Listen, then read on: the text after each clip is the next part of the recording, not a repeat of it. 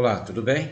Estamos aqui novamente para mais uma aula nossa de Políticas Públicas da Educação Básica do curso de Química.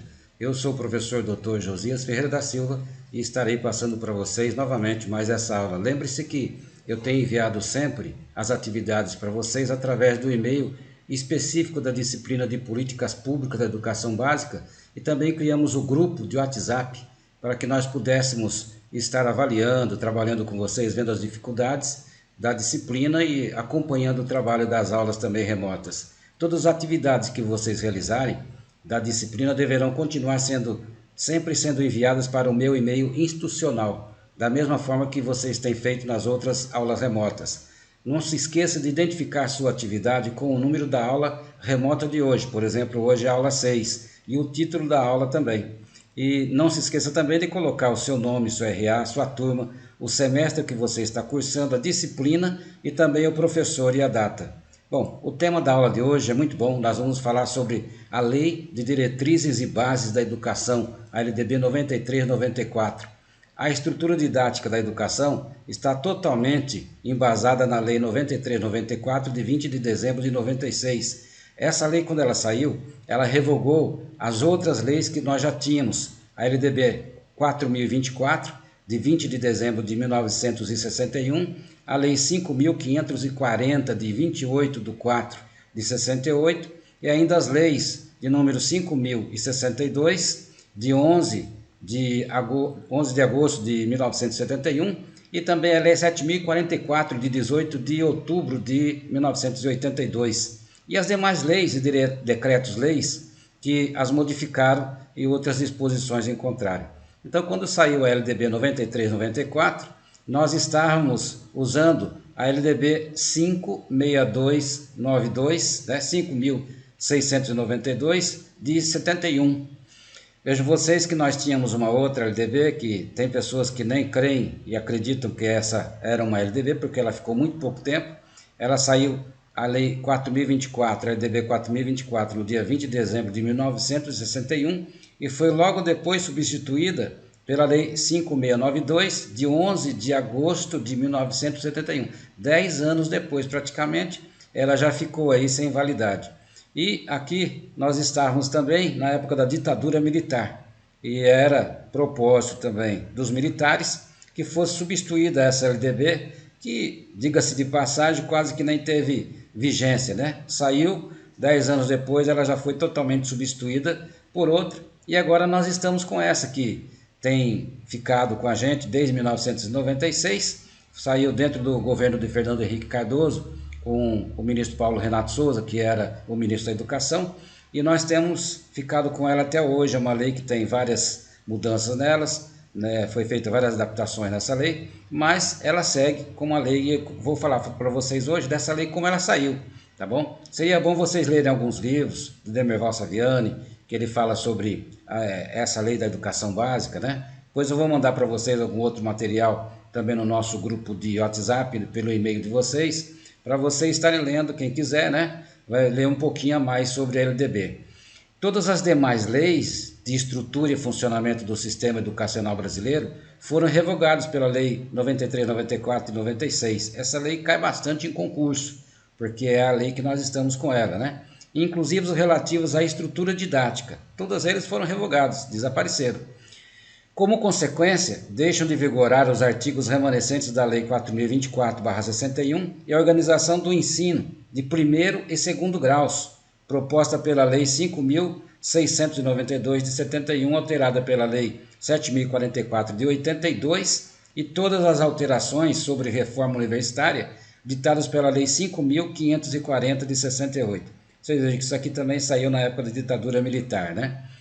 Antes nós conhecíamos o ensino fundamental como primeiro grau, e o ensino médio, que hoje é nosso ensino médio, nós dizíamos que era segundo grau. Então, primeiro e segundo graus, ensino fundamental e ensino médio. Então, já que mudaram a lei 93/94, né, a nova LDB, já mudaram aqui também como deveria ficar, porque essa é uma lei que nós vamos falar mais um pouquinho sobre isso, mas eu quero adiantar para vocês, que ela engloba hoje, desde a educação infantil até o ensino superior, ficando fora só a pós-graduação, que ela é regida de fato pela CAPES, e tem aí os órgãos CNPq para poder estar controlando, né? Níveis de administração dos sistemas de ensino. Os sistemas de ensino brasileiro possuem uma rede de autoridades e de repartições até o nível da unidade escolar.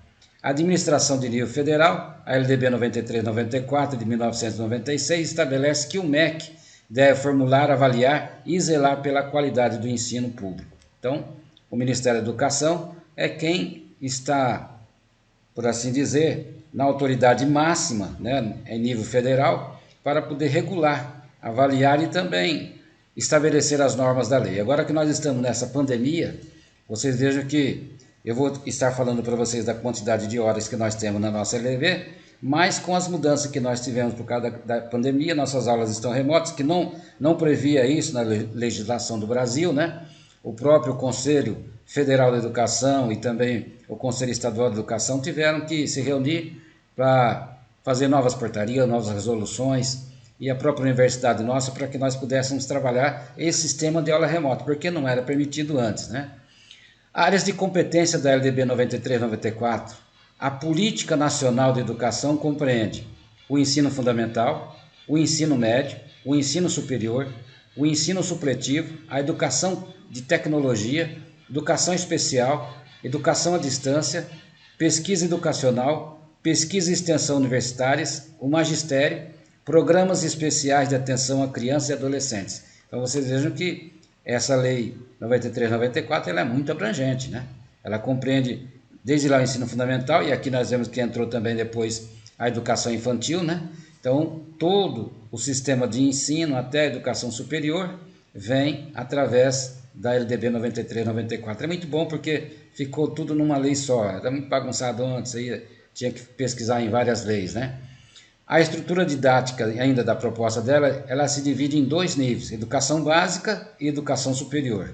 Na educação básica nós vamos ver que está aqui incluso desde a educação infantil, também o ensino fundamental e médio, e na educação superior nós temos os cursos de graduação, né? Artigo 21. A educação escolar compõe-se de educação básica, formada pela educação infantil, ensino fundamental e ensino médio, e educação superior. Então, os cursos de graduação, todos eles estão aqui dentro da educação do ensino superior, né? Tanto os cursos de licenciatura, quanto os cursos de bacharéis, né? Porque os cursos de graduação, eles se dividem em dois. Tanto licenciatura, que licenciatura prepara professores. Quem quiser ser professor tem que fazer um curso de licenciatura. Como o curso de Química que vocês estão, é um curso de licenciatura aqui da UER. Quem faz um curso que não é de licenciatura, né? Que é o bacharel, ele pode ser pesquisador. Mas eu creio assim, as leis elas têm muita fuga, né? Muitas margens de erro. Porque se só quem estuda licenciatura pode ser professor, quem vai ser professor dos cursos que não são licenciatura, que são os cursos de bacharéis? Hein? O curso de Química bacharel. Quem vai ser professor no curso de Química bacharel? Teria que ser um professor, então, formado na área de licenciatura. E não é assim. Curso de Medicina, por exemplo, é um curso de bacharel. Além de terminar o curso, e as pessoas já acham que são doutor, por exemplo, curso de medicina, curso de direito, vários cursos nas áreas de exatas e da área da saúde, as pessoas acham que já terminam o curso e já são doutor, e não é assim. Para que nós sejamos doutor no nosso país, você termina um curso de graduação, você é um bacharel, né? Depois que você termina o curso de graduação, você tem que fazer um mestrado, um doutorado, para ser um doutor. O DR na frente do nome não quer dizer que você é um doutor. Para a CAPES, para ser professor de nível superior, você tem que ter um curso de doutorado, né? Para você ser um professor, por exemplo, de um mestrado, ser um professor de um doutorado, você tem que ser doutor de acordo com a CAPES. E não adianta a pessoa fazer um doutorado que vai em alguns países, como várias pessoas vão em países aqui da América do Sul, né? No Paraguai, no Uruguai, em outros países. Quando você chega no Brasil, esse diploma não vale. Só tem que ser uma universidade em que a CAPES autorize esse diploma. Se não autorizou, tem que pedir uma convalidação dele, né? Bom, continuando aqui. Cada um desses níveis tem finalidades específicas, conforme o artigo 22. A educação básica tem por finalidade desenvolver o educando, assegurar-lhe a formação comum e indispensável para o exercício da cidadania e fornecer-lhe meios para progredir no trabalho e em estudos posteriores. Esta finalidade deve ser coerente com os pressupostos filosóficos contidos na Constituição Federal, que também saiu em 1988. Logo que terminou a ditadura militar, nós tivemos a LDB e tivemos antes a Constituição Federal de 1988, que é a Constituição que nós temos até hoje, que muitas pessoas, agora que ela fez mais de 30 anos, muitas pessoas pensam assim, não, está muito velha, precisa ser refeita, e temos problemas com o Senado, outra hora com a Câmara, né, outra hora com o Ministério Público e também o Supremo, né, dizendo que ela precisa ser refeita, outros não, outros acham que por causa do problema nosso da lei principalmente de segurança pública, mas esta é a Constituição Federal que nós temos, que está em vigor e que nós estaremos embasando o nosso trabalho de hoje também, a LDB, junto com a Constituição Federal de 1988, né? Vários artigos dela, eu já mostrei para vocês em outras aulas nossas, que eles é que determinam como deve ser a LDB. A Constituição é a carta magna, é a maior, né? Todos têm que estar ali junto com ela, né? Comparada com a Lei 5.692 de 71, que foi a LDB que existia antes da LDB 93-94, que saiu em 96, define mais precisamente o conceito de educação básica, incluindo a educação infantil, a educação média, e que já era uma tendência do pensamento pedagógico brasileiro. Então já era uma vontade dos professores, pessoal do magistério, né? E também dos próprios governos de assegurar uma educação que não ficasse separada uma da outra, desvinculada, né? Tal como na Constituição Federal de 88, o ensino de primeiro grau passa a denominar-se ensino fundamental. É o que eu já tinha falado para vocês, né? Antes, na LDB 5692/71, nós falarmos ensino de primeiro grau. Ah, você está fazendo o primeiro grau, que é correspondente ao nosso ensino fundamental hoje.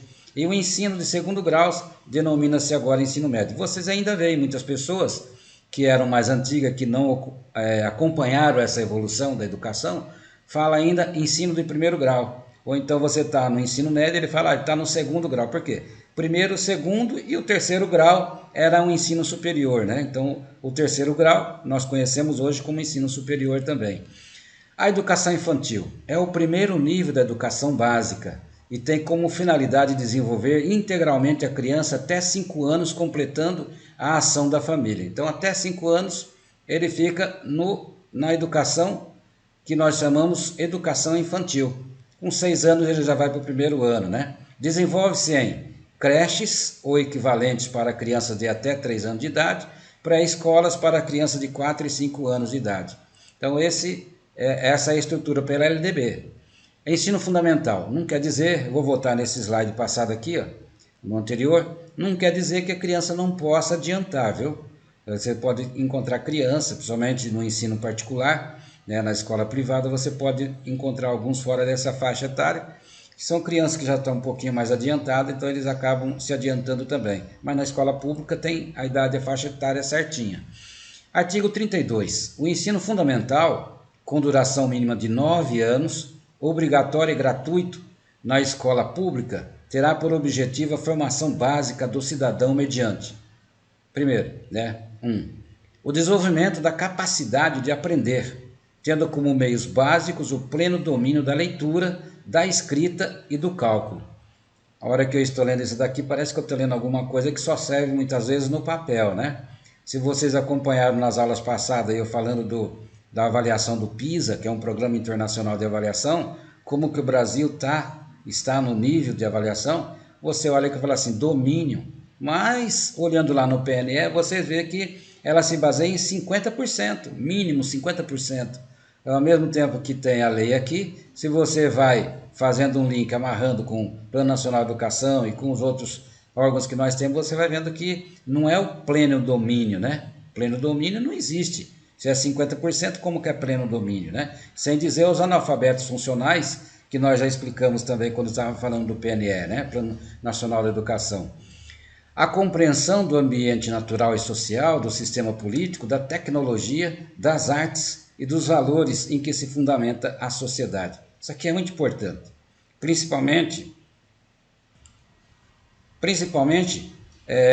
para quem está em escolas de período integral. O meu pós-doutorado eu fiz falando em escolas de período integral, educação de período integral, né? Então essas escolas de período integral, elas deveriam ter uma formação maior, principalmente na tecnologia, nas artes e também nas disciplinas que ele vai cursar, ou então na forma como vai abranger o outro período em sala de aula, né? Bom, toda vez que nós falamos de ensino fundamental, nós nos lembramos também do desenvolvimento da capacidade de aprendizagem, tendo em vista a aquisição de conhecimentos e habilidades e a formação de atitudes e valores. Você veja que isso aqui deveria ser uma realidade, né? O governo investe em educação, mas será que a educação nossa, ela alcança esses objetivos aqui? O fortalecimento dos vínculos de família, dos laços de solidariedade humana e de tolerância recíproca em que se assenta a vida social. Então, os vínculos da família, os valores da família, né? Hoje nós não temos muitos valores em família. Vocês que são professores e a gente que é professor de educação básica, você vê assim que às vezes falta bastante esse vínculo, né? Quantas vezes nas reuniões de pais a gente verifica e fala assim, olha, quem educa meu filho são vocês. Quem será que deve educar? É a família ou é a escola?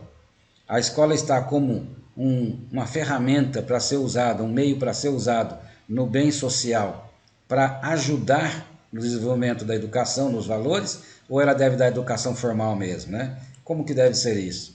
Bom, atividades didáticas do ensino fundamental. A carga horária anual mínima de 800 horas. Olha, isso aqui é o que a lei determina, a LDB que nós estamos falando dela. Mas com a formação, né, e com o problema da pandemia do Covid-19 que nós estamos tendo, isso já sofreu algumas alterações. Aqui na UE, por exemplo, a nossa hora-aula, que eram 4 horas, nós tivemos que abranger 6, para que nós pudéssemos alcançar, através principalmente das ferramentas tecnológicas, o restante dessas 2 horas e completar a nossa carga horária total, né? Distribuídas por um mínimo de 200 dias letivos. Olha outra coisa, dia efetivo trabalho escolar. Então nós não estamos tendo isso daqui. Por quê? É difícil abrir a escola agora para que nós possamos completar o ano letivo. Várias universidades e escolas, vários estados do nosso país e municípios já estão com as aulas canceladas para o ano todinho de 2020. Eles creem que não dá mais para recuperar essa carga horária, né? Nós estamos correndo para terminar esse semestre, vamos terminar agora, nesse mês de setembro, e já iniciamos o outro em outubro. Temos uma semana praticamente de recesso, né? Ficamos 4 meses praticamente sem aula. Agora estamos terminando e já vamos começar logo em seguida o outro também com atividades remotas, né? Excluído o tempo reservado aos exames finais, quando houver. Então, tem um tempo ainda mais reservado para os exames finais, né? O currículo deve ter uma base comum nacional, que é o PCN, né? A ser completada em cada sistema de ensino e estabelecimento escolar, por uma parte diversificada, exigida pelas características regionais e locais da sociedade, da cultura, da economia e da clientela. Então tem uma base comum, tá? O que vai ser a base comum? Geografia, história, português, tudo bem. Tem a base que é uma base diversificada, que é escolhida de acordo com o local onde a disciplina está sendo ministrada. Norte, Nordeste, Sul, Sudeste, vão ter diferenças aqui, mas na base comum todo mundo é igual. As mesmas disciplinas, os mesmos conteúdos que são dados aqui são dados também para lá, né? Atividades didáticas do ensino fundamental. É facultado ao sistema de ensino desdobrar o ensino fundamental em ciclos. É facultativo. Tá? Ela pode ou não, a escola pode ou não, o sistema pode ou não. Mas às vezes o sistema de ensino, principalmente o ensino da rede pública estadual municipal, se ele se basear em ciclo, tudo vai para ciclo. Uma parte das escolas não vai estar em ciclo, a outra seriada, né? O ensino fundamental será presencial, sendo o ensino à distância usado como complementação da aprendizagem ou em situações emergenciais. É o caso que nós estamos agora. Esse artigo da LDB, nessa letra D, ele está abrindo aqui, né, um leque que seria usado num caso de emergência, e nós estamos numa emergência. Então aqui embasa as nossas aulas que temos de atividades remotas. A LDB já tinha aqui um plano B, né? Podemos dizer assim. A jornada escolar no ensino fundamental incluirá, no mínimo, 4 horas de trabalho efetivo em sala de aula. Outra coisa que nós também adaptamos, né? Agora, com as atividades remotas, muitas aulas estão sendo feitas virtuais. Os professores se reúnem e enviam materiais ou até mesmo apostila para que os alunos possam estar usando, mas dependendo do lugar onde a internet é muito boa, aí se utiliza mais atividades na internet, né, pelo meio também virtual. Bom, o ensino fundamental, na letra F, o ensino religioso, de matrícula facultativa, constitui disciplina dos horários normais das escolas públicas e será oferecido sem ônus aos cofres públicos.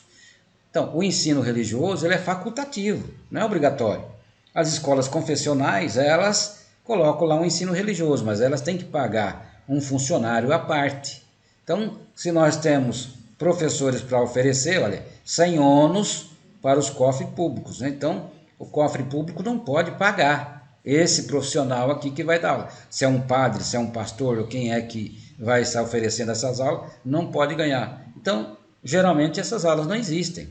Já faz assim para não existir mesmo, né? Já que o ensino religioso ele é meio polêmico, na verdade. Se você coloca um padre para ser o professor, aí se você tem pessoas lá que são evangélicas, vai falar mal. Aí se você coloca, por exemplo, um professor pastor, né, um filósofo, sei lá, formado em filosofia, um professor que vai lá sem ônus, não vai ganhar nada, e aí os católicos vão falar, não, não dá. Então tem que ser um conteúdo, quando esse conteúdo religioso ele é ministrado numa escola, uma escola confessional, ou então na escola pública, seja ela municipal ou estadual, um conteúdo que ele não cause nenhum atrito, nenhuma religião, entende? Por quê? Porque nós estamos num país em que a liberdade religiosa ela é garantida por lei, entendeu? Todas as religiões, todos os credos, né? Seja ele religião, seja de qual for a seita dele, até mesmo o ateu não tem. A nossa Constituição,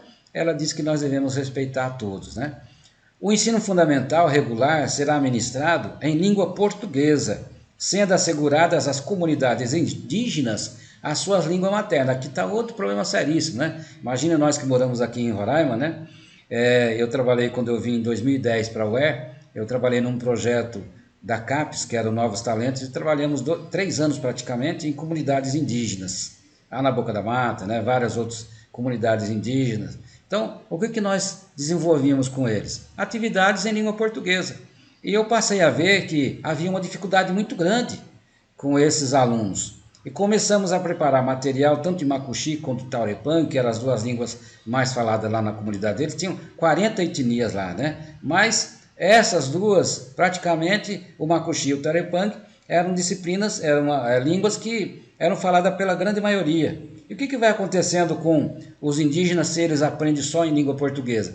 Ele vai se esquecendo até mesmo da sua cultura, da sua língua. E nós criamos material demais, didático, bastante material didático, juntamente com os professores de língua indígena, para que eles pudessem estar usando em sala de aula com esses alunos dele. Por exemplo, ia contar uma historinha, contava a historinha da formiga, mas na língua deles, com desenho deles, com atividades voltadas para a língua deles. Aí sim você consegue desenvolver. Nós fizemos uma gramática da língua Taurepang.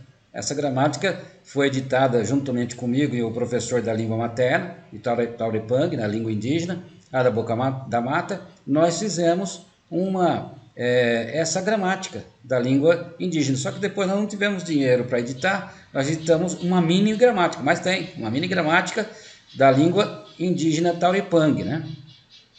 A classificação do aluno em qualquer série poderá ser feita pela escola mediante avaliação independente da escolarização anterior. Classificação do aluno. Então, digamos que um aluno venha lá do Japão. Eu tinha um aluno que ele tinha vindo do Japão, né?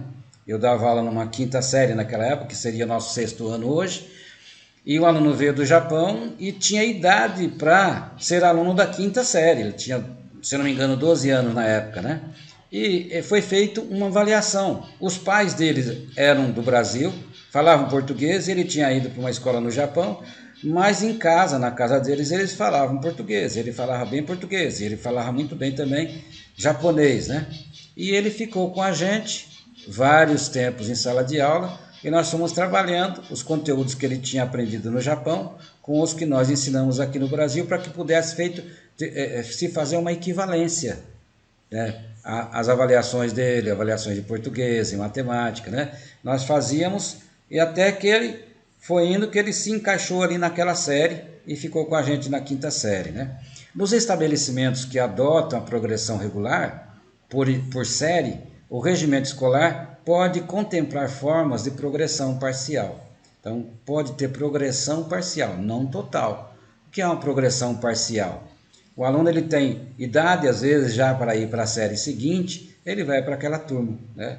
Eu também dei aula em algumas turmas de aceleração. Não sei se vocês já viram na LDB, a gente pode dar aula de aceleração, onde os alunos que estão atrasados, né? Eles estão, por exemplo, com conteúdo muito atrasado, ele devia estar, por exemplo, no nono ano, ou então no oitavo ano, e ele tem conhecimento para quinto, nós adiantamos ele e colocamos numa série onde os professores podem estar adiantando a formação desses alunos também, ajudando para que eles possam chegar no final da idade dele, quando ele termina o ensino fundamental, com os conteúdos aprendidos ali, né? Bom, na parte diversificada do currículo será incluído obrigatoriamente a partir da quinta série, agora nós já sabemos que é a partir do sexto ano, né? O ensino de pelo menos uma língua estrangeira moderna. Isso aqui é determinado pelo Estado onde você está. Para o nosso Estado, ele tem adotado a língua estrangeira, que é o espanhol. Então, o espanhol é falado muito mais aqui do que em inglês. Nós temos a comunidade aqui também, né? Ali em Bonfim nós temos já a língua inglesa. Então, o ideal seria português e inglês, mas aqui fala apenas né? Uma língua estrangeira. Então, uma dessas duas pode ser adotada pelo sistema de ensino, não tem problema, ou uma outra, desde que ela seja uma língua que ela tenha repercussão. Geralmente no Brasil, nós aprendemos inglês, né? Aí fala que ensina inglês, né? Imagina, a pessoa aprendesse inglês bem a partir do sexto ano, quando chegasse no ensino médio já ia falar inglês muito bem, né? Que estava ali falando 4, 5 anos inglês, né? A avaliação do aluno, entre outros critérios, deve ser contínua e cumulativa quanto ao seu desempenho, prevalecendo os aspectos qualitativos sobre os quantitativos e os dos resultados ao longo do período sobre os de eventuais provas finais. Então nós não podemos realizar lá no final do bimestre, né, o final do semestre, o final do ano, uma avaliação para poder falar assim, vamos avaliar o aluno, né? Antes não, antes quando o ensino era mais tradicional, nós vimos que a avaliação era baseada mais no desempenho quantitativo, mais em números.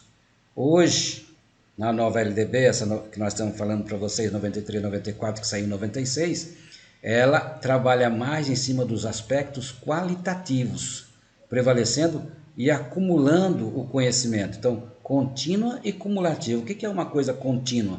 É sempre. Você tem que avaliar o seu aluno todos os dias, que é aquela avaliação que nós chamamos que é a avaliação formativa. O Perrenu fala bastante sobre isso, né? Então, a avaliação que acontece todos os dias. Você não pode deixar para avaliar o aluno só no final do bimestre. A avaliação dele é todo dia. Todo dia você tem que verificar, fazer uma atividade, né? Eu sempre faço uma atividade para vocês no final das minhas aulas. E tem gente que reclama, fala assim, não professor, não pode ser assim, vamos deixar uma só para o final do semestre. Você já pensou se eu deixasse uma avaliação para o final do semestre, englobando todo o conhecimento que eu tenho passado para vocês, através das aulas remotas, virtuais? Por quê? Porque a aula remota virtual, ela exige mais do professor. Por exemplo, eu tenho que pegar muito mais conteúdos do que presencial, porque presencial eu posso estar passando uma atividade para vocês irem fazendo, uma atividade em grupo, pode fazer um seminário, aqui não tem jeito, tudo é através de conteúdo, por isso que vocês reclamam demais, e tem razão quando vocês reclamam, mas nós não temos outro jeito, nós temos que estar passando para vocês conteúdos que vocês vão ter que estar estudando, a não ser que seja num sistema mudo, em que você tem uma boa internet, o que é difícil, né? Aqui no nosso estado nem todo mundo tem uma internet muito boa, em que as pessoas, né, os acadêmicos podem estar acessando no mesmo horário a disciplina com o professor. Como eu vi que não é muito bem assim, Eu criei esse sistema que eu gravo, né, a aula, né, o vídeo através do YouTube, que é muito mais fácil do aluno baixar em qualquer lugar que ele quiser, e ele vai assistir a aula. E o sistema presencial, né, nós vamos verificando através do quê? Das suas atividades que você faz, do desenvolvimento que você vai fazendo. Quem quer vai aprender, quem não quer não vai ter condições de aprender nada, né? Ensino fundamental conforme a LDB. Então, olha, obrigatório a todos a partir dos 6 anos, indo até os 17 anos, que aqui esse EC 59, lembra que eu expliquei para vocês, quando nós estávamos falando do Plano Nacional de Educação, é a emenda constitucional número 59. Essa emenda que teve na Constituição, né? Então, essa emenda aqui, ela alterou o sistema para nós. Duração mínima de 8 anos, carga horária anual mínima de 800 horas, 4 horas de jornada escolar diária com progressiva expansão, 200 dias letivos de trabalho escolar, feito lá dentro da escola, né? Por isso que a gente fala que é sistema, né? É o sistema escolar. Então, vai lá, assistemático é tudo aquilo que está fora do sistema. É a educação informal que a gente aprende em casa, aprende em outros ambientes que não são ambientes formais de ensino, né? No museu, no teatro, enfim, onde você vai nos parques, também é educação. Os sistemas de ensino podem desdobrar o ensino fundamental em ciclos para facilitar o fluxo de aluno e diminuir a repetência. Então, pode ser ciclo? Pode, entendeu? Ele também pode ser, nós já verificamos isso antes, né? Ele pode ser de uma forma que ele alcance como alternância os alunos que vivem em locais que tem, por exemplo, enchente, né? Tem lugar que 6 meses chove direto. Tem lugar que tem o quê? Colheita de tudo o material que é plantado, né? Da agricultura. O currículo terá uma parte comum regida pelos PCNs, né?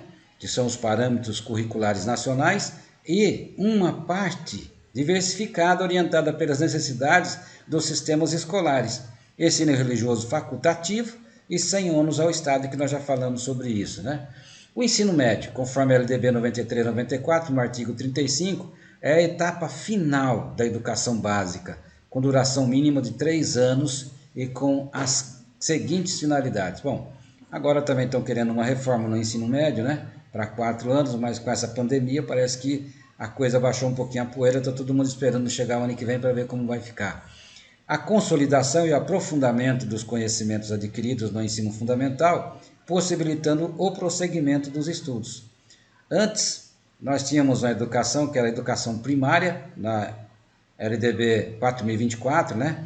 E na 5692. Então, você fazia 4 anos, que era a educação primária, depois ia para 4 séries, né?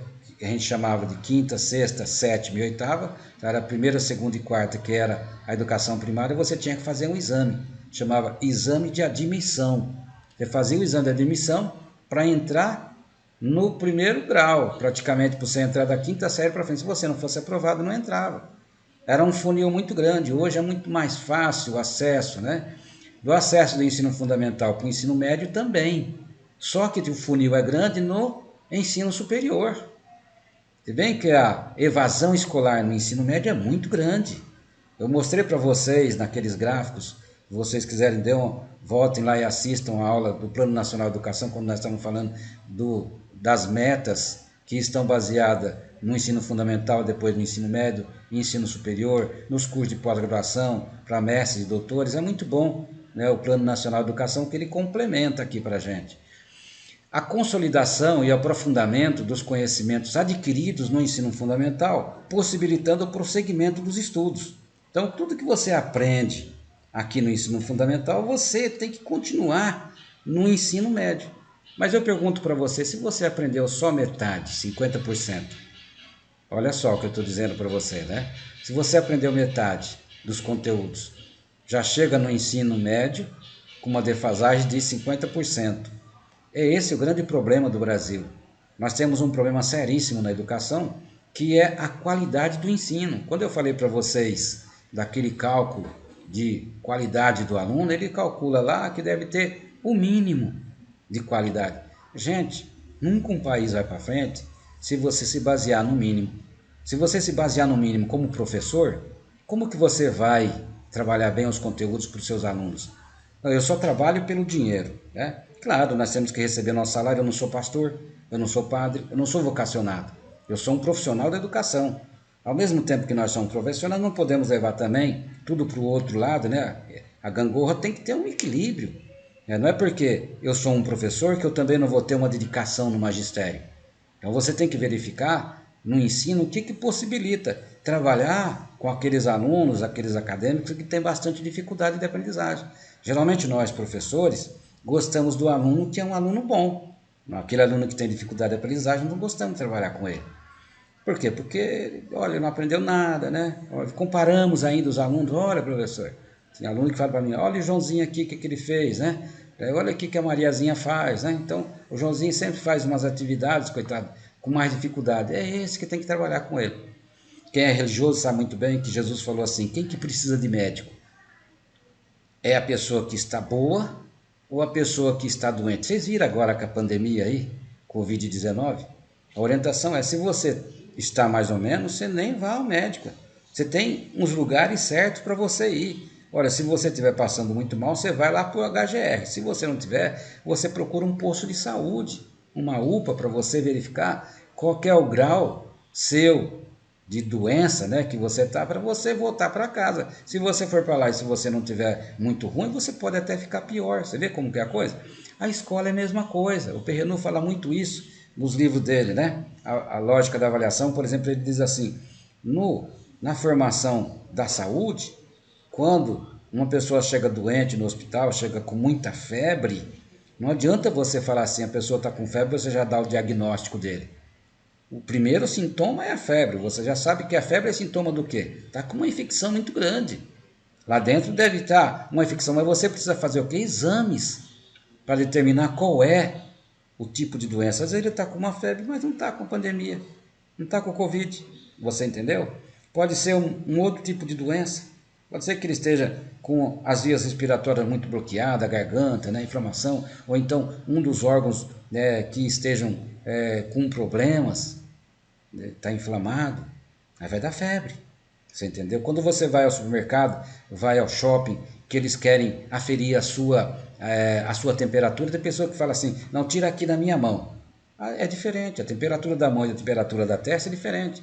Isso. Sai por aí um monte de fake news dizendo que não pode tirar a pressão, né, a temperatura na cabeça da pessoa porque faz mal. Escuta, espera um pouquinho, você usa celular?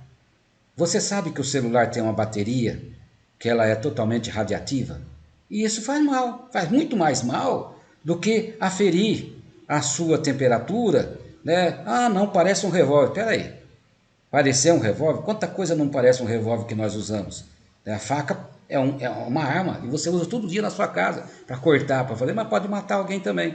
O carro que a gente anda é a pior arma que existe, a moto é a pior arma que existe. E por que é que nós utilizamos também? Na verdade, não devia utilizar nada, ficar em casa parado, igual um monge parado no mosteiro, para não fazer mais nada. Então, o ideal é tirar a temperatura na cabeça. Por quê? É o lugar certo, onde está mais quente. A temperatura no braço não vai estar quente. Quem aquece mais é a cabeça. Se for ter um derrame, eu vou ter um AVC, a pessoa vai estar com a cabeça muito quente, não é a mão. Vocês entenderam? Tem pessoas que têm a mão gelada. A temperatura dela vai ser o quê? Muito fria. Vocês já pegaram numa pessoa que a mão está fria? Assim, mão fria, diz que o coração é quente. Mão quente, o coração é frio. Vocês imaginem se a pessoa estiver com a mão muito fria. A temperatura dela vai dar baixa, enquanto que ela está com a temperatura altíssima. Vai morrer. Por quê? Porque não quis aferir a sua temperatura pela cabeça. Infelizmente, né? No século XXI, essas coisas ainda. Olha, a preparação básica para o trabalho é a cidadania do educando para continuar aprendendo de modo a ser capaz de se adaptar com flexibilidade a novas condições de ocupação ou aperfeiçoamento posteriores. Então, para o mercado de trabalho. Parece que nós estamos preparando o quê? Ferramentas, nós não estamos trabalhando com pessoas, mas aí tem cidadania do educando. Olha, se esse 2 aqui, se essa linha 2 aqui fosse estabelecida mesmo com flexibilidade a novas condições de ocupação e aperfeiçoamento posteriores. Se a educação se oferecesse assim, Se os governos municipais, estaduais e o governo federal se preocupassem com a educação desse país, né? Vocês devem ter visto que a verba da educação para o nosso ano de 2020, ela é menor do que para a segurança pública. Eu não quero dizer que não deve ter verba para a segurança pública, para as Forças Armadas, né, que não deve ter para a Marinha, para a Aeronáutica, não estou dizendo. Mas se você juntar a verba que está vindo para o Ministério da Saúde e o Ministério da Educação, as duas somadas não dá o mesmo montante para a segurança pública, para as Forças Armadas. Eu falo para você, gente, nós não podemos investir em Forças Armadas, em armas, se nós não educarmos a população. Por que as pessoas se matam tanto? Não tem um bom emprego, não tem saúde boa, não tem por que as pessoas roubam? Perdeu o emprego, não tem mais nada com essa pandemia. Invista em educação.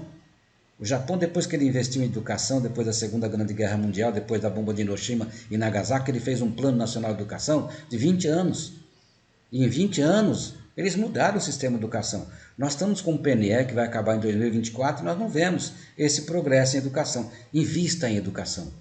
O governo municipal, estadual, federal que investir em professores, investir nas escolas, investir em informação, ele vai lucrar tudo. Ele vai lucrar com melhor segurança, ele vai lucrar com saúde, ele vai lucrar com habitação, né, com moradia, com tudo. As pessoas vão crescer de uma forma diferente. Pessoa mal educada não é dizer que você fez um curso superior, fez um mestrado, fez um doutorado, um pós-doutorado, que você tem uma boa educação. Boa educação, para mim, é aquele que se preocupa com a educação que está abaixo, os mais necessitados, né? De verdade, não só um slogan de algum partido político. Isso tem que ser vivência, né? O aprimoramento do educando como pessoa humana, incluindo a formação ética e o desenvolvimento da autonomia intelectual e do pensamento crítico. Olha, pensamento crítico. Se você for uma pessoa que tiver pensamento crítico, né, eu não falo pensamento crítico, não é aquele que fica criticando. Pensamento crítico é diferente de você criticar tudo. Tudo que o outro faz, só porque ele é opositor seu, você fala, não presta. E tudo que ele faz de ruim, aí que coloca mesmo na boca do trombone, né? Então, vamos verificar como que existe a ética, formação ética. O que é uma formação ética? Pessoal, formação ética é aquele que respeita o outro, respeita o seu próximo. Os direitos e os deveres. Nós temos direitos, temos os deveres, né? Então, isso é muito importante. A autonomia intelectual. Então, as pessoas elas têm uma forma de crescimento intelectual um diferente do outro. Ninguém pensa igualzinho, né? Nós não temos impressão digital diferente. Então, nós temos impressão digital diferente também lá na nossa cabeça. A cabeça de cada pessoa é um mundo. Então, cada um tem uma formação intelectual diferente.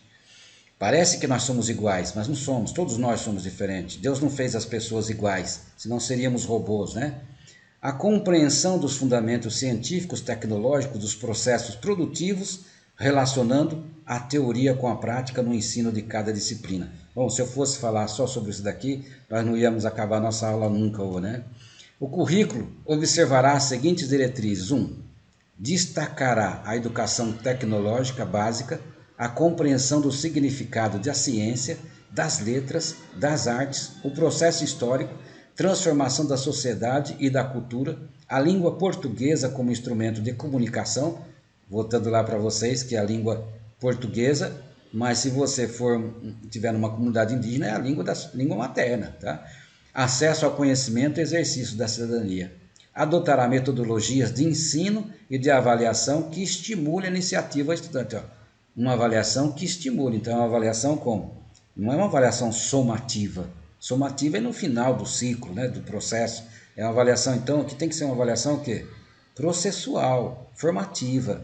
Ela vai desde o início que o menino entra na escola, que a criança entra, até o final, verificando o seu crescimento, cada vez ajudando para ele crescer mais, né?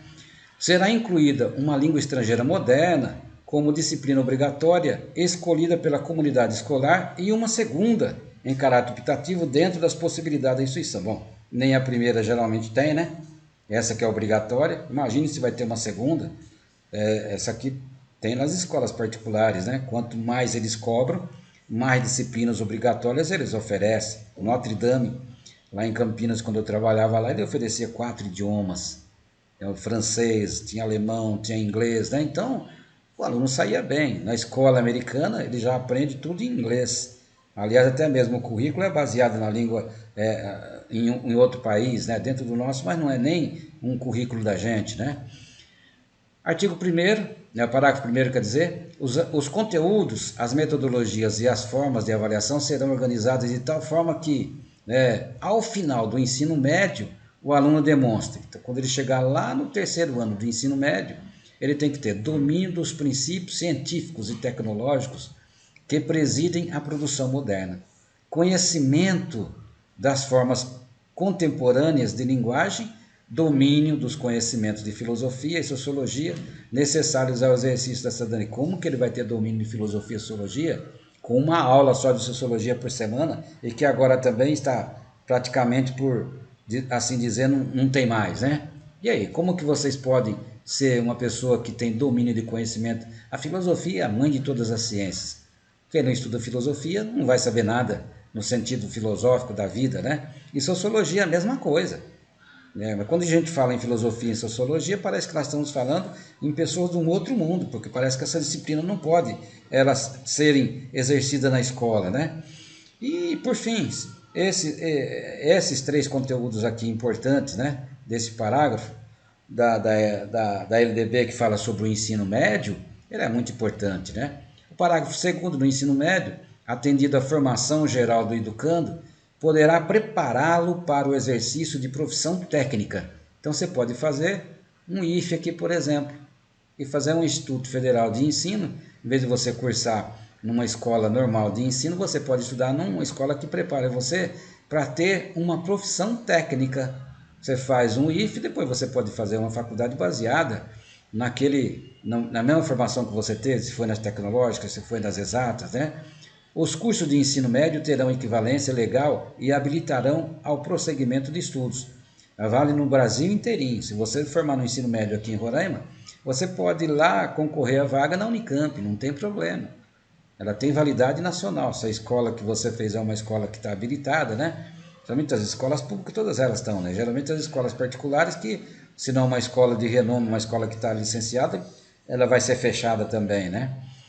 A preparação geral para o trabalho e facultativamente a habilitação profissional poderão ser desenvolvidas nos próprios estabelecimentos de ensino médio ou em cooperação com instituições especializadas em educação profissional. Então, se você quiser fazer um curso profissionalizante, o seu aluno lá do ensino médio não precisa estudar propriamente na sua escola, você pode fazer um convênio fora.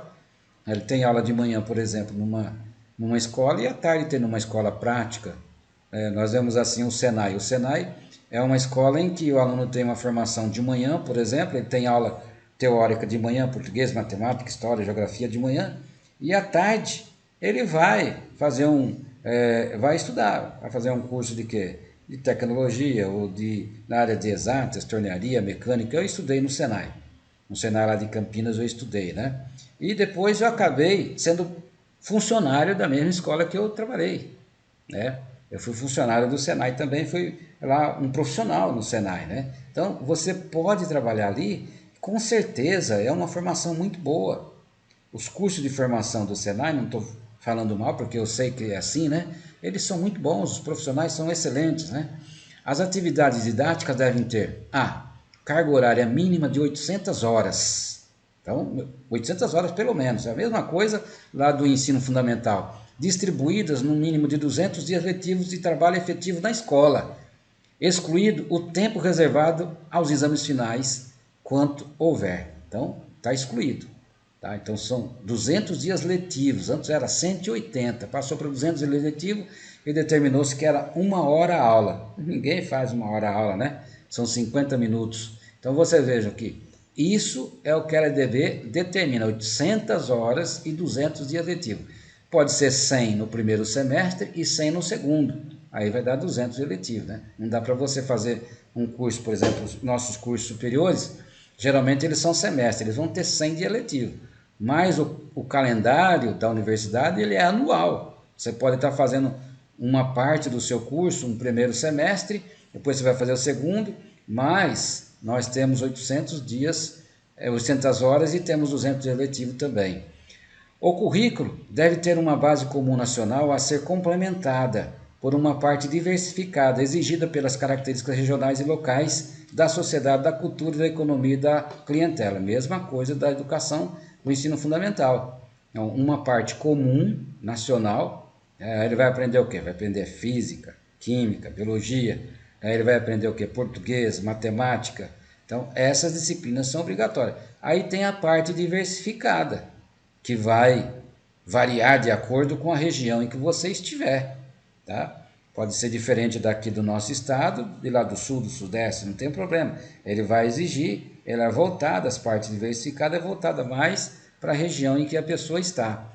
A classificação em qualquer série, a letra C, né, ou etapa, pode ser feita independentemente da escolarização anterior, mediante avaliação feita pela escola, que defina o grau de desenvolvimento e experiência do candidato e permita sua inscrição na série ou etapa adequada, conforme a regulamentação do respectivo sistema de ensino. Então, digamos que a pessoa parou de estudar e ele acha que ele deve voltar para o segundo ano do ensino médio. Será que ele pode? Aqui está dizendo que pode. Ele vai lá, vai fazer um exame, tá? Vai fazer um exame para verificar qual é o nível que ele está de ensino, né? Um exame de proficiência que a gente costuma falar. E se ele tiver ensino, ele tiver capacidade para fazer essas provas e ser aprovado ali naquela faixa que ele está, a gente prepara, né? Geralmente o diretor da escola, o coordenador, ou se você é o diretor ou coordenador, você pede para que os professores daquela área de português ou de matemática preparem uma prova para aquele aluno que está entrando, está vindo, está sendo transferido de um outro sistema de ensino, né, para que ele possa ver se ele pode continuar, por exemplo, no segundo ano do ensino médio. Ele deveria estar no primeiro, mas você faz o que? Uma avaliação dele, ele tem idade suficiente, ele tem conhecimento suficiente, ele vai para aquela série, para aquele grau que está o desenvolvimento dele. A verificação do rendimento escolar observará, entre outros, os critérios da avaliação contínua e cumulativa dos alunos, a possibilidade de avanço nos cursos e nas séries mediante verificação de aprendizado e escolaridade de estudos de recuperação, de preferência paralelos ao período letivo. De preferência, lá no ensino fundamental, devia ser paralelo, né? A avaliação contínua cumulativa é paralela. Aqui diz que pode ser de preferência. Então, sempre a avaliação ela deve ser contínua cumulativa. No ensino médio, no ensino fundamental, o professor deve trabalhar mais a avaliação formativa. É aquela avaliação que você começa e vai verificando os pontos qualitativos, em detrimento dos pontos quantitativos. Um aluno pode ser muito bom e às vezes ele não vai bem na matemática. Você já viu falar de Einstein? Eu vi numa exposição no metrô em São Paulo e depois eu me interessei e fui fazer uma pesquisa sobre o Einstein. Quando ele estava mais ou menos no nível correspondente à nossa quinta, sexta série, né? Quinto, sexto ano de ensino, mais ou menos, ensino fundamental, ele estava reprovado praticamente em matemática. Eu li que um tio dele, que era professor de matemática, a mãe dele perguntou para ele assim, escuta, dá umas aulas de matemática para esse teu sobrinho aí, porque ele não está muito bem, né? E ele virou o pai da relatividade. Você já pensou se fosse no tipo de ensino hoje, hein? E o Benjamin Franklin, né? Então, quantos deles nós temos visto que ele se formou praticamente em casa com a mãe, né? Quantos nós temos visto assim? Diretrizes didáticas do ensino médio pela Lei 93/94. A lei atual, que nós estamos falando 93/94, realça a formação geral dos alunos, embora não descarte a profissionalização. Então, seria assim a forma mais acadêmica, mas o ensino profissional também. Pela Lei 4.024/61, que nós tínhamos antes da 5.692, o nome adotado era para o ensino médio, era ensino secundário e ensino técnico. Então, a profissionalização agora no ensino que nós temos na LDB era um secundário, ensino secundário ou ensino técnico. Na Lei 5.692/71, que foi posterior a 4.024, lembra que eu falei para vocês que deu 10 anos aqui, essa lei já perdeu o efeito? Praticamente quando ela saiu, ela já estava tudo obsoleta. O nome mudou para ensino de segundo grau e após a Constituição de 88, a LDB de 96, a 93/94 aqui de 96, o nome ensino médio fica consagrado. Por isso que nós chamamos hoje de ensino médio. Isso é mais para vocês que não sabiam, né?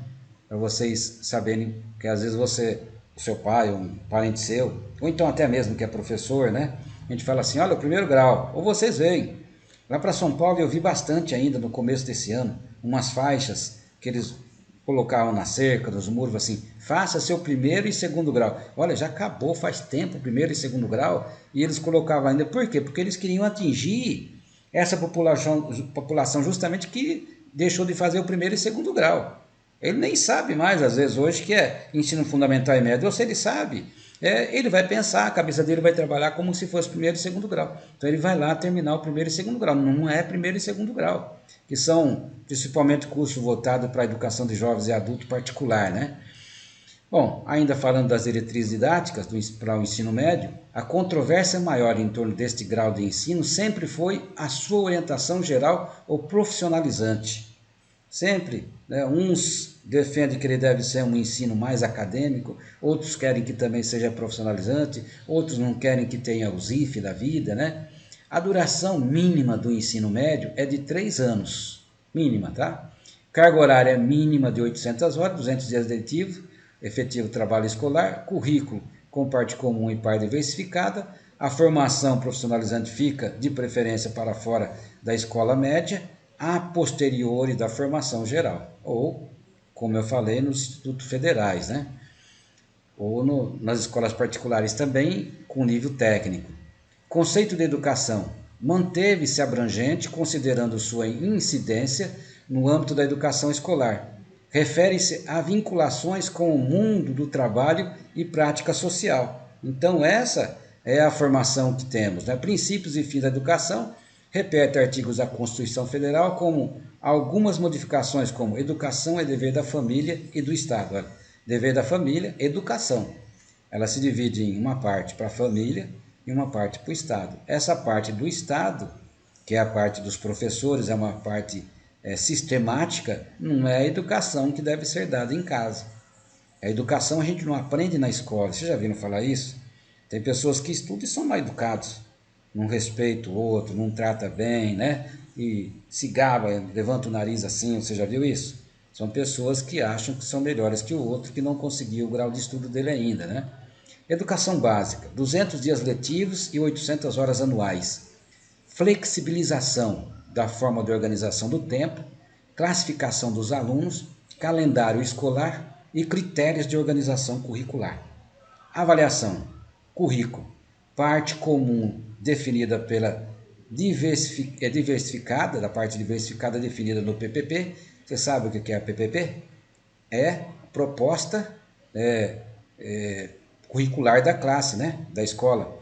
Proposta curricular da classe, o plano de ensino deles, né? Parâmetros curriculares definidos pelo MEC e os currículos oficiais. Então, já chegando aqui na proposta pedagógica da escola e trabalhando também os currículos oficiais, nós temos o PPP que vai determinar toda a proposta pedagógica que a escola tem, né? Educação infantil, creche, 3 anos, pré-escola, 5 anos. Não contemplou a supervisão e autorização do poder público para abertura e funcionamento de escolas de educação infantil. O ensino fundamental só será dividido por critérios pedagógicos e não por efeito de diminuição da responsabilidade do poder público. Nós já vimos também, né, em outras formas aí no PNE, que o governo ele tem metas para alcançar essa educação infantil e o ensino fundamental, ensino médio e ensino superior. Então, dê uma olhadinha lá, compare com isso daqui para você ver a diferença que teve. Ensino religioso mantido sem ônus aos cofres públicos, então não quer mesmo que tenha, né? Já é polêmico o negócio, diz que religião, política e também o quê? Futebol não se discute, né? O provérbio que a turma fala. Então o governo já tirou a responsabilidade dele aqui e deixou sem ônus. Se você encontrar um padre que queira dar aula, tudo bem. Se você encontrar um pastor, mas ele tem que ir lá e ele vai ter que se manter dentro de uma linha teórica de construção do pensamento, que ele não entre em atrito com nenhuma outra das religiões. Ensino médio. Finalidade de compreender os fundamentos científico-tecnológicos dos processos produtivos. Articular o ensino médio ao trabalho. Então, geralmente nessa faixa etária que a pessoa está aqui até os 17 anos, ele vai sair do ensino médio e muitos vão entrar direto no mercado de trabalho. Se você fizer um curso técnico, você já tem como se manter, né? Pode trabalhar muitas pessoas, né? Nós temos vários alunos acadêmicos que estudam à noite, né? Faz faculdade à noite. faz o curso superior à noite. Se ele fez um curso técnico, ele tem como se manter se ele arrumar um serviço durante o dia. Se você não tiver nenhuma profissão, fica mais difícil um pouquinho. Então é isso que está falando aqui. Ele vai manter o quê? Ele vai manter uma linha, vai manter ligado, articular o ensino médio com o trabalho. Educação de jovens e adultos. Substituto ao ensino supletivo, exames supletivos, é ensino fundamental com 15 anos e 18 anos para o ensino médio. Então termina aqui com 15 e termina o outro com 18. Tem 15 anos você termina o ensino fundamental, soma mais 3 aqui dá 18 para terminar o ensino médio, que geralmente entre 17 e 18 anos, dependendo do mês que a pessoa faz aniversário, ele já pode ingressar no ensino superior, né? Educação profissional, integrada com as diferentes formas de educação, trabalho, ciência e tecnologia, articulação com o ensino médio e educação continuada. Cursos abertos à comunidade por escolas técnicas e profissionais. Então, educação profissional. Ela visa formar um profissional. Ela trabalha mais no modo de ciência e tecnologia, articulando com o ensino médio. Então, as disciplinas, elas vão continuar normal, mas geralmente esses cursos são de período integral. Por quê? Porque o jovem que está fazendo aqui, né, o aluno que está estudando, se ele estudar só, né, as disciplinas que são de formação teórica, ele não vai ter a parte prática. Então, geralmente é o dia inteiro para que ele possa ter no outro expediente, ou de manhã ou à tarde. Se ele fizer a parte teórica de manhã, ele vai ter a parte técnica à tarde e vice-versa, para que ele possa ter a formação também, não só voltada para a parte acadêmica, mas também profissionalizante. Educação superior, a gestão de colegiados com 70% de professores, 8 horas aulas semanais, 200 dias letivos e a escola ter a sua autonomia, né? Tem uma certa autonomia, né? O ensino superior não tem autonomia em lugar nenhum. Privado não existe autonomia nenhuma para o professor na escola privada, né? Na faculdade privada. Na pública a gente tem uma certa autonomia, mas também não é tanta assim, né? Não existe uma autonomia total. Tem gente que confunde. É igual que tem pessoas que confundem liberdade com libertinagem. É uma coisa é você ter liberdade de expressão. Outra coisa é você falar mal das pessoas abertamente e não respeitar o outro, só porque você ocupa um cargo mais elevado da nação. Todos nós temos que respeitar o outro, independente do seu gênero, da sua religião, né? Direitos eles são iguais para todos. Mas parece-me, principalmente quando eu estou nas aulas presenciais, eu pergunto para os alunos, será que isso aqui acontece de fato? Será que a lei existe e é igual para todos? Ou ela é igual para alguns que são mais privilegiados, somente aqueles que são abastados, né? Tem mais dinheiro, tem uma influência política muito grande, tem pessoas que ele conhece lá no Supremo Tribunal Federal, né? Então, o que é? Essa pessoa vai ser o quê? Vocês viram esses dias atrás um desembargador que ele rasgou a multa do guarda e falou, não, ele não fez nada demais. Mas se não houver uma forma de disciplinar aquele que mostra a carteirinha dele e fala assim, olha aqui a minha credencial, você não sabe com quem você está falando. Você já pensou? Existe alguém que está acima da lei? Diz que não, né? Mas será que não existe mesmo? Não tem pessoas que a gente costuma falar os colarinhos brancos, né? Nunca suja o colarinho dele. Educação especial, com recursos e serviço de apoio especializado quando necessário, recurso a classes especiais quando não for possível integração na classe comum, desde a educação infantil. Então, essa é uma educação especial. São aqueles alunos que eles não podem estudar, às vezes, numa classe que ele pode ser juntado a ela, né? A gente procura trazer esse aluno que tem uma certa deficiência para dentro da sala de aula para ele estar se acostumando, estar ali sendo internalizado com os outros, né? Mas, geralmente, tem uma classe que não dá para a gente fazer isso, né? Profissionais de educação, o magistério para a educação infantil é fundamental, primeira e quarta séries, agora nós temos até o quinto, né? Não é mais séries, é o primeiro até o quinto ano, geralmente, né? Tem ainda, a LDB tem escolas, se você quiser, pode ser série, né? Mas geralmente no ensino público nós estamos trabalhando em anos, né? E nível superior para demais níveis, né? Recurso financeiro, fixa prazos para repasse de valores da União, do Estado, do Distrito Federal e municípios à área de educação. Nós falamos bastante sobre o Fundeb, vocês lembram que nós falamos bastante? Quando eu falei para vocês, eu falei que estava no Senado para ser aprovado, né, e também na Câmara de Deputados, se o Fundeb ia se tornar ou não uma lei que não mais tivesse nenhum problema. Ia ser, daqui para frente, tudo é Fundeb, não pode mais mexer, né? Então, foi aprovado, o Fundeb agora é definitivamente direto, não vai ter mais tempo de validade, né? Então, o Fundo Nacional da Educação Básica, inclusive, vai se aumentando. Vocês viram quando eu falei no Plano Nacional da Educação, no PNE, sobre o Fundeb. Nós temos agora já aprovado o Fundeb, que ele não vai ter mais um prazo, né? Ele estava para se encerrar esse ano, 2020. Até praticamente fevereiro, eu estava ainda na Unicamp terminando meu pós-doutorado, nós nos reunimos lá, final do ano passado, fizemos vários seminários, né? Por quê? Porque o governo e ninguém falava de Fundeb. Ia acabar nesse ano e ninguém falava nada agora. Com a pressão da sociedade, principalmente porque a maioria das pessoas estão reclusas, o governo foi obrigado a votar isso daqui um pouquinho mais com atenção, né? Nós temos eleição daqui a uns dias para prefeituras, né? Para as pessoas, para vereador, né? Então o que acontece? As pessoas estão se preocupando um pouquinho mais também com a eleição, né? A avaliação da LDB institucionalizava, né? Institucionaliza a avaliação em todos os graus de ensino, artigo 9º, artigo 9, a União incumbir-se-á de 6. Assegurar processo nacional de avaliação de rendimento escolar no ensino fundamental e médio, né? Médio e superior, com colaboração dos sistemas de ensino, objetivando a definição de prioridades e maioria da qualidade de ensino. Eu falei para vocês sobre essa avaliação bastante, nós abrangemos todas elas, né? A avaliação AVA, a avaliação do ensino fundamental, ensino médio, né? E nós falamos também dos sinais, que é a avaliação que veio substituindo o provão que nós tínhamos antes, né? No ensino superior. Então, deem uma ligada nisso aqui com aquela meta do ensino superior lá que nós lemos lá no PNE, tudo bem? Transferência de alunos, LDB 93-94, flexibiliza o instrumento de transferência para cursos da mesma área de conhecimento. O artigo 49 estipula: as instituições de educação superior, quando da ocorrência de vagas, abrirão matrículas nas disciplinas de seus cursos e alunos não regulares para cursos afins, na hipótese de existência de vaga mediante processo seletivo.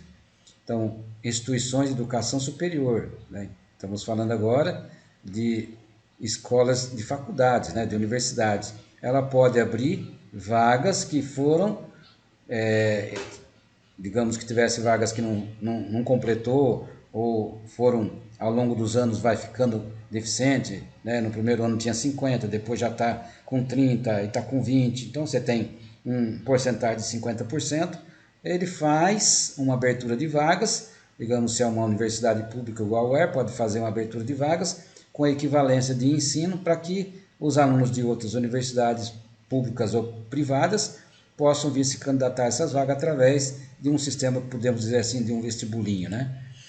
Número de horas-aula dos docentes, artigo 57. Nas instituições públicas de educação superior, o professor ficará obrigado ao mínimo de 8 horas semanais de aula. Então, você pode dar 8 horas de aula semanais, né? De aula semanais, e não mais que 8 durante o dia. Nenhum professor pode dar mais que 8 aulas durante o dia numa universidade. É claro que tem professor que sai de uma universidade e vai para outra, né? Assim como o médico, o pessoal da área da saúde, enfermeiro, né? O profissional da educação, geralmente, ele não ganha o suficiente, né? Tem gente que acha que o professor ganha bastante, né? Tem gente que fala assim, não, mas eu não sou doutor, eu sou mestre. O mestre acha que ganha menos que o doutor, o especialista acha que ganha menos que o mestre.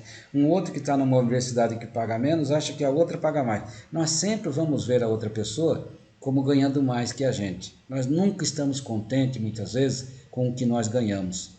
E essa infelicidade das pessoas é que torna, às vezes, o ambiente de trabalho, às vezes, né, até difícil de ser consumado num lugar saudável. Você imagine que nós passamos na escola mais tempo do que na nossa casa. Se você trabalha 8 horas semanais, né, e você tem aula de manhã e à tarde, num ambiente de trabalho, se você está de manhã e à tarde, 8 horas de trabalho por dia, você vai para sua casa, né?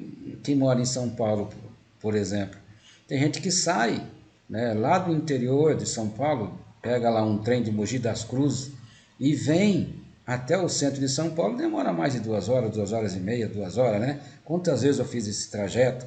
Você ia dar aula lá numa universidade em Mogi das Cruzes, você tinha que sair do centro, você ia dar aula 7 horas, você tinha que sair 5 horas da tarde. Eu dei aula em uma universidade em Ouro Fino, não sei se vocês já viram falar dessa cidade, né? Ou daquela música Menino da Porteira, né? Então, eu saía de Campinas 5 horas para chegar lá 7h30 para começar a aula, saía 11 horas, chegava em Campinas novamente 1h30, 2 horas da manhã, levantava 5 horas da manhã para dar aula em Santa Bárbara do Oeste, numa outra universidade. Escuta, que vida é essa que as pessoas levam? Eu dava aula em cinco lugares durante a semana, cinco, tanto escolas públicas como privadas, né? Estrutura universitária torna abrangente a estrutura das universidades, não exigindo mais a organização por departamentos. Artigo 52. As universidades são instituições pluridisciplinares de formação dos quadros profissionais de nível superior, de pesquisa, de extensão e de domínio do cultivo do saber humano. Isso aqui a gente fala que é um tripé, né? Uma tríade. Ó. Extensão, nós temos a pesquisa, a extensão e o ensino. Né? Um professor de nível superior, ele tem que trabalhar nessas três frentes de execução de serviço: pesquisa, a extensão e o ensino. Na sala de aula, outra hora fazendo pesquisa, outra hora fazendo extensão, com trabalhos fora da universidade. Né? Autonomia. Disciplina ou uso da autonomia didático-científica, administrativa e a gestão financeira e patrimonial pelas universidades, conquistada no artigo 207 da Constituição de 1988. O Conselho Federal de Educação foi substituído pelo Conselho Nacional de Educação com funções predominantemente assessorativas e não mais deliberativas. Artigo 53. No exercício de sua autonomia, são asseguradas às universidades, sem prejuízo de outras, as seguintes atribuições: fixar os currículos dos seus cursos e programas, observando as diretrizes gerais pertinentes. Então, essa é a autonomia que até mesmo no artigo 207 da Constituição Federal nossa de 88 e o Conselho Federal de Educação, que foi substituído pelo Conselho Nacional de Educação, determinam. Então, o Conselho Nacional de Educação, ele faz lá a portaria, por exemplo, agora da pandemia, como deveria ser, e os conselhos estaduais de educação, eles asseguram por cada região, conforme o Conselho Estadual de Educação daqui de Roraima, no caso agora nosso da pandemia, o Conselho Nacional fez, o Conselho Estadual determinou como deveria ser na sua resolução, e a UER usou isso para, junto com o departamento da universidade, né, o CONUNE, o Conselho Universitário, para verificar como que nós deveríamos voltar para as aulas. Diplomas. Os diplomas de cursos superiores reconhecidos valem como prova de formação profissional. Então, você faz um curso superior fora do país, ele pode ser reconhecido no nosso país, tá? Ou até mesmo em outras universidades. Tem universidades particulares que elas não podem reconhecer o seu diploma. Então, eles vão geralmente para a universidade pública mais próxima para que eles possam convalidar esse diploma. Artigo 48. Os diplomas de cursos superiores reconhecidos, quando registrados, terão validade nacional como prova da formação recebida por seu titular. Se você faz um curso superior aqui no estado de Roraima, você pode ir em qualquer outro estado do sul, do sudeste, do nordeste, do centro-oeste, o seu diploma ele é reconhecido nacional. Geralmente tem universidade que o diploma ele já tem uma validação, que é uma validação eletrônica, digital. Não vale só no país, não, aí vale no mundo inteiro. O seu diploma é reconhecido no mundo inteiro. Os meus diplomas, geralmente, eles são reconhecidos, principalmente de mestrado e doutorado, né? Já foi nessa época aqui, eles são reconhecidos com esse reconhecimento digital. O diploma pode desaparecer que você acha ele de novo, não tem jeito, né? O registro de diploma, as universidades que expedem o diploma têm poder de registrá-lo. Única exceção fica por conta dos estabelecimentos isolados de ensino superior. Aí esse daqui tem que mandar o diploma, igual eu falei para vocês, uma universidade mais próxima para poder estar convalidando aquele diploma, reconhecendo aquele diploma, né? Os diplomas expedidos pelas universidades serão por elas próprias registrados e aqueles conferidos por instituições não universitárias serão registrados em universidades indicadas pelo Conselho Nacional de Educação. Então, a universidade que pode registrar o diploma, ela vai registrar o seu diploma. Aquela que não puder, ela vai enviar o diploma para outra universidade, determinada pelo Conselho Nacional de Educação, o CNE, para que ele possa ter esse registro, né? Determina o regime de trabalho, determina o número de docentes em regime de trabalho de dedicação exclusiva e especifica o número mínimo com titulação de mestrado e doutorado. Então, para ser professor de ensino superior, geralmente nós temos que ser mestre, a titulação mínima mestrado. Mas dependendo da região que a gente está, nós temos também especialistas, que são profissionais formados em pós-graduação. Lembra que eu expliquei para vocês a diferença entre lato sensu e estricto sensu? Lato sensu são os cursos de pós-graduação, mas eles são de especialização. Enquanto que o mestrado e doutorado ele é estricto sensu porque ele é regido diretamente pela CAPES. A universidade que oferece tem que ser uma universidade avaliada pela CAPES a cada 3 anos pelo menos, e a nota mínima tem que ser 3, e ela tem que ir crescendo essa nota, não pode ficar só no 3. Ela avalia o quê? Avalia todos os professores, a titulação das pessoas, como que nós trabalhamos, né? Se produziu, se não produziu, onde que produziu, então se orientou, se não orientou, como orientou, assim mesmo o doutorado, mestrado e doutorado, né? Artigo 52. 1/3 do corpo docente, pelo menos com titulação acadêmica de mestrado ou doutorado. Ela já mudou, você está vendo? 1/3. O restante, então, pode ser o quê? Pode ser especialista. É claro que quanto mais mestre e doutor você tiver numa universidade, de preferência que todos fossem doutores, né? Nós temos mais condições, a universidade era melhor avaliada. A própria CAPES, quando avalia, se é um curso de mestrado, para ser professor no mestrado, você tem que ser doutor, e na área que você está se inscrevendo, né? Para aquela disciplina. 1/3 do corpo docente em regime de tempo integral. Então, além de ter 1/3 só, aqui também tem que ser 1/3 em tempo de regime integral, trabalhar o dia inteiro. Novos cursos, a LDB. O item 1 deste artigo cria um novo tipo de curso superior, até aqui inexistente nos sistemas de ensino do Brasil, os cursos sequenciais. A educação superior abrangerá os seguintes cursos e programas: cursos sequenciais por campo do saber, de diferentes níveis de abrangência, abertos a candidatos que atendam aos requisitos estabelecidos pelas instituições de ensino. Então, curso sequencial. Tá? São cursos que são feitos, muitas vezes eles não obedecem à mesma forma de tempo que nós temos, mas ele é um curso que trabalha também o campo do saber. Por isso que é um campo, ele é sequencial, né? O processo de seleção de estudantes deixa sob o critério das universidades a deliberação sobre normas de seleção e admissão dos estudantes. Então, tem muitas universidades hoje que usam a nota do Enem e vem crescendo cada vez mais, principalmente as federais e institutos. E as particulares também estão começando a entrar nessa, por quê?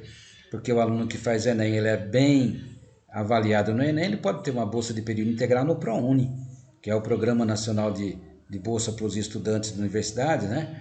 Então as universidades estão de olho nisso daqui, ou para o FIES.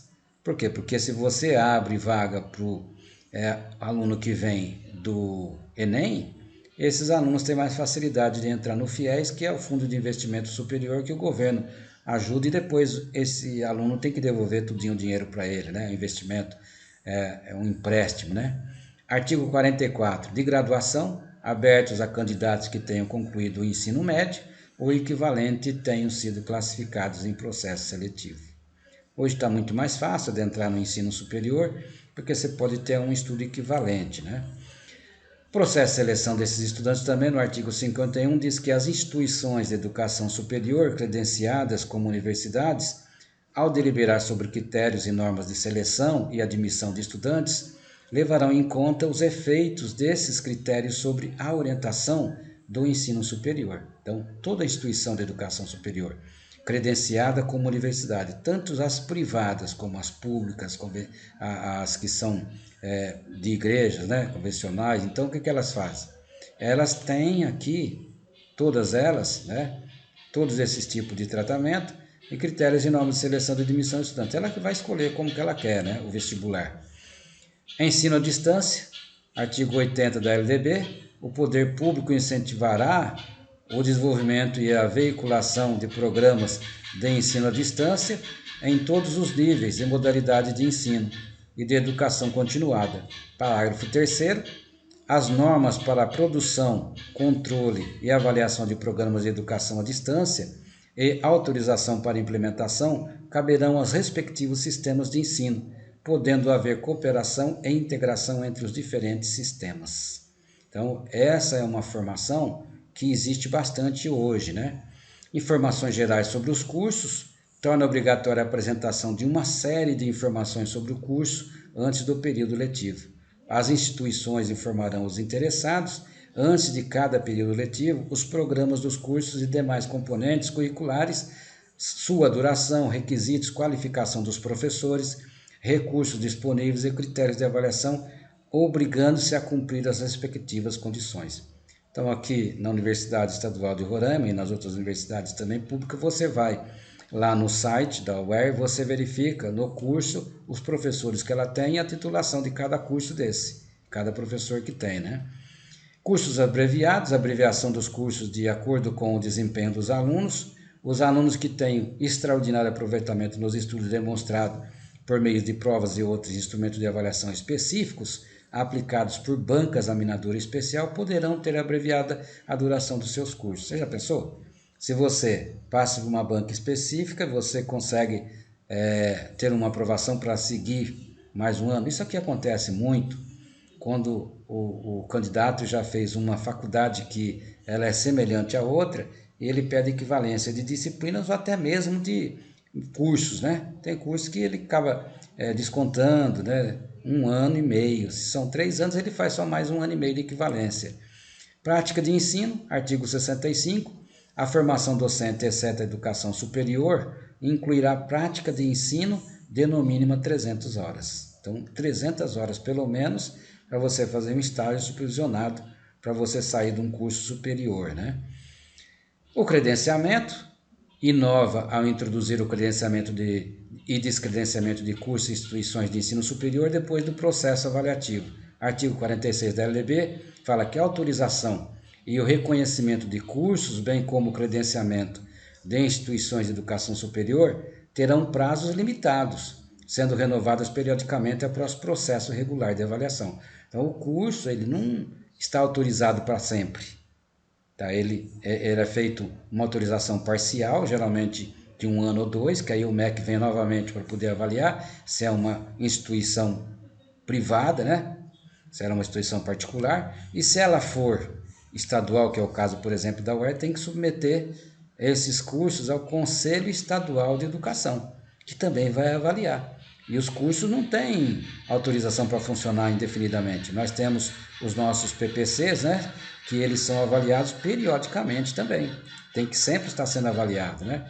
Então, parágrafo 1º, após um prazo para saneamento de deficiências eventualmente identificadas pela avaliação, a que se refere esse artigo, haverá reavaliação, que poderá resultar, conforme o caso, em desativação de cursos e habilitações, em intervenção na instituição, em suspensão temporária de prerrogativas de autonomia ou em descredenciamento.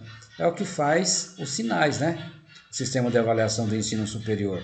O governo avalia os alunos geralmente no primeiro e no último ano, e quando ele faz essa prova de avaliação do governo superior, do ensino superior, se a universidade é mal avaliada 2 vezes, ela pode ser descredenciada.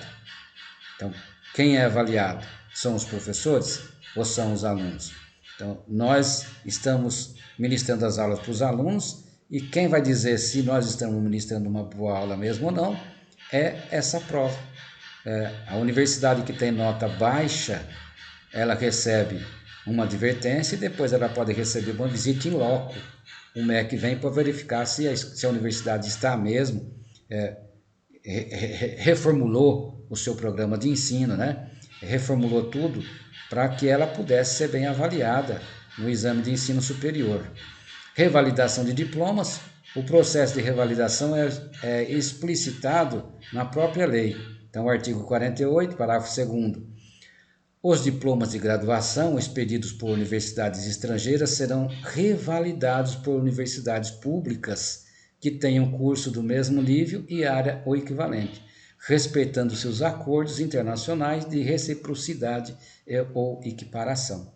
Então, se você faz um curso superior fora do Brasil, se você quiser que esse curso seja reconhecido, você pode como? Você pode vir numa universidade pública, por exemplo, na UER, verificar quais são os documentos que você precisa apresentar, quanto você vai pagar, para verificar se você pode ou não. Né? Que você pagou, você está com o diploma já aprovado. Você paga, vai ter uma comissão que vai avaliar o seu diploma, né, de um curso que é semelhante ao que você fez lá fora, para verificar se ele tem validade ou não. Pode ser de graduação ou até mesmo na pós-graduação. Tá? Eu não estou falando de pós-graduação, porque aqui a LDB não entra na pós-graduação, igual eu falei para vocês. Mas na pós-graduação acontece a mesma coisa. Né? Educação superior, né, o artigo 43 e 57 volta a pertencer à LDB, não era mais da LDB. Né? Os objetivos viraram fins da educação, preserva-se a autonomia da universidade, e a estrutura da universidade como instituição pluridisciplinar para formar profissionais de nível superior. O Conselho Nacional de Educação passa a substituir o Conselho Federal de Educação, e é uma função consultiva. A universidade credenciada expede e registra diploma, transfere-se alunos para cursos afins. Então, voltou de novo para a universidade isso daqui, né?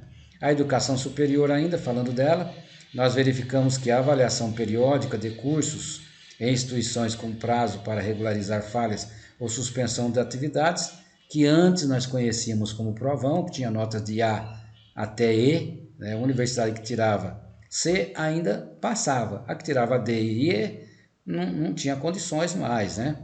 Então, a lei 91/31 de 95 dos sinais, ela fala mais força para os colegiados de acordo com a gestão democrática, composição de 70% de professores, 30% de alunos, funcionários e pessoas da comunidade.